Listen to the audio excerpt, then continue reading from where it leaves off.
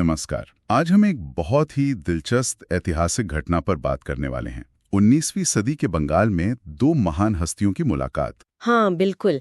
एक तरफ आध्यात्मिक संत श्री रामकृष्ण परमहंस और दूसरी ओर महान विद्वान और समाज सुधारक ईश्वरचंद्र विद्यासागर। और हमारी इस चर्चा का आधार है श्री रामकृष्ण कथामृत, जिसे महेंद्र नाथ गुप्त यानी एम ने लिखा है। इसमें इस मुलाकात का जिक्र है।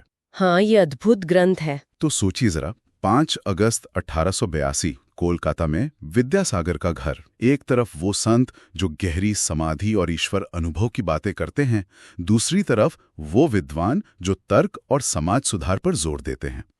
बिल्कुल दो अलग ध्रुव जैसे लगते हैं। हाँ, तो चलिए देखते हैं कि जब ये दो धाराएं मिली तो क्या हुआ, क्या बातें हुई, ये मुलाकात आखिर हुई कैसे। हाँ, तो हुआ ये कि श्री रामकृष्ण के कुछ करीबी भक्त जैसे महेंद्रनाथ खुद वो चाहते थे कि ठाकुर विद्यासागर जैसे प्रतिष्ठित और ज्ञानी व्यक्ति से मिले। अच्छा। और ये श्री रामकृष्ण के लिए भी एक मौका था दक्षिणेश्वर से बाहर निकलकर समाज के दूसरे वर्गों के लोगों से, खासकर बुद्धिजीवियों से जुड़ने का। सही। और विद्यासागर का कद तो उस वक्त बहुत बड़ा था बंगाल में। अरे बहुत ज्यादा। वो सिर्फ विद्वान नहीं थे, बल्कि बंगाल नवजागरण के एक तरह से स्तंभ थे। विधवा पुनर्विवाह, महिला शिक्षा, इन सब पर उनका जबरदस्त काम था। हाँ, तर्क और कर्म पर उनका जोर था।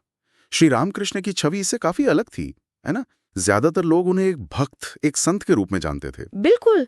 तो ये मुलाकात इसलिए भी खास थी। तो जब रामकृष्ण पहुंचे विद्यासागर के घर, उनका व्यवहार कैसा था? कथामृत में क्या दिखा है? कथामृत बताता है कि श्री रामकृष्ण एकदम सहज थे, बिल्कुल बालक की तरह सरल, सम्मान से भरे हुए, और साथ में थोड़ी विनोद प्रियता भी थी। हाँ। उन्होंने आते ही शायद कुछ मजाक भी किया।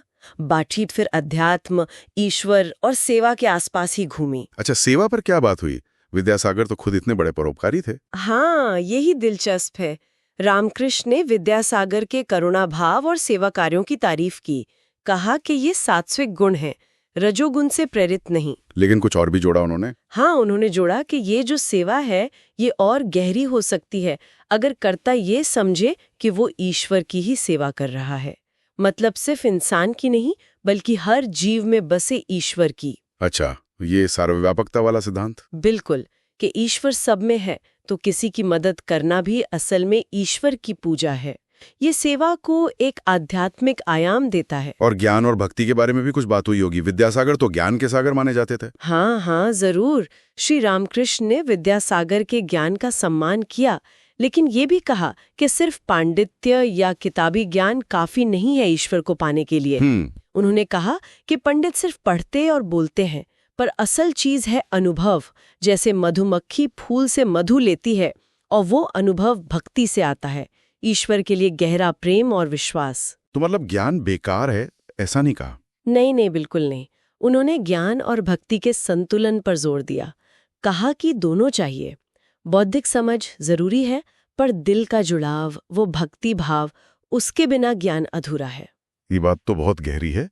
और अपनी बातें समझाने के लिए वो कुछ उदाहरण भी देते थे, है ना? बड़े सरल से। हाँ, ये उनकी खासियत थी। गूढ़ बातें भी एकदम आसान मिसालों से समझा देते थे। जैसे वो समुद्र और लहरों वाली मिसाल। हाँ, कि ब्रह्म समुद्र है और जीव लहरें हैं, तो सब उसी समुद्र का हिस्सा। बिल्कुल। या जैसे पानी और बर्फ का उदाहरण दिया, ये समझाने के लिए कि ईश्वर साकार भी है और निराकार भी। ये उपमाएं बात को एकदम स्पष्ट कर देती थीं। तो इन सब बातों का और श्री रामकृष्ण की उस सरलता का विद्यासागर पर क्या असर हुआ? वो तो तर्कवादी माने जाते थे। देखिए, कथामृत के अनुसार विद्यासागर काफी प्रभावित हुए। श्री रामकृष्ण की उस बाल सुलभ निश्चलता, उनकी गहरी बातों और किसी भी तरह के अहंकार से रहित व्यक्तित्व ने उन पर असर डाला। अच्छा। उन्होंने बहुत ध्यान से सारी बातें सुनी, सम्मान दिखाया, उन्हें मिठाई भी भेंट की। ऐसा नहीं कि वो तुरंत सब मानने लगे, पर उन्होंने रामकृष्ण में एक सच्चे संत को पहचाना। तो ये मुलाकात एक तरह से दो अलग सोच के लोगों के बीच पुल बनाने जैसी थी। बिल्कुल। ये दिखाता है कि श्री रामकृष्ण का आकर्षण सिर्फ भक्तों तक सीमित नहीं था, वो बुद्धिजीवियों को भी छू सकते थे। और हाँ, महेंद्रनाथ गुप्त एम का शुक्रिया कि उन्होंने ये सब दर्ज किया। सही बात है। तो कुल मिलाकर इस मुलाकात का सार क्या है? इसका क्या महत्व समझे हम? मेरे ख्याल से सबसे बड़ा सार यही है कि ज्ञान और भक्ति या तर्क और आस्था ये विरोधी खेमे नहीं हैं। ये एक ही मंजिल तक जाने के अलग-अलग रास्ते हो सकते हैं। हाँ, और श्री रामकृष्ण ने यही दिखाया कि सेवा हो, ज्ञान हो या भक्ति, सब ईश्वर तक ले जा सकते हैं अगर नीयत साफ हो। उन्होंने एक तरह से सार्वभौमिक एकता का ही संदेश दिया। बिल्कुल। और ये मुलाकात सहिष्णुता और एक दूसरे के नजरिए को समझने का भी एक बढ़िया उदाहरण है। सही कहा। तो यहाँ एक सवाल उठता है जो शायद आज के लिए भी उतना ही प्रासंगिक है। क्या?